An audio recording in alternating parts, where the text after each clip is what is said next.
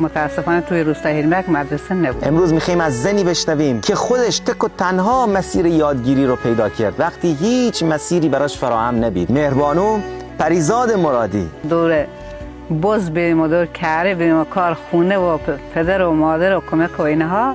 بله.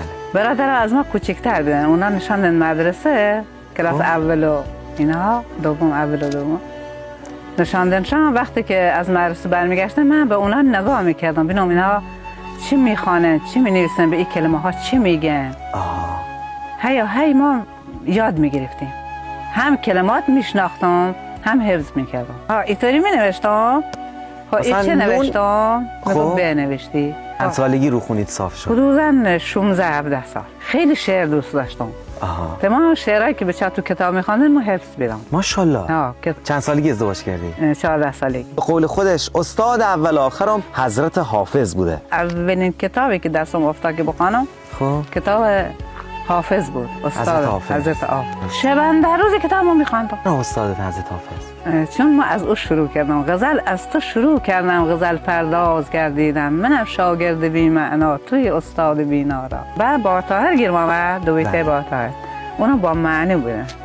لغت ایبرش بود ها. همش حفظ کرده بودم. یه دختری که نه مدرسه‌ای رفته نه معلمی داشته، فقط رو دست برادراش حروف الفبا رو یاد گرفته و کمک خونه بوده. 5 کتاب شعر داره. چجوری شد که شعر گفتیم؟ 82 همینجوری بیدم من به پسر کوچیکم اما کلاس 5 بید دیدم شعری آمد تو ذهنم.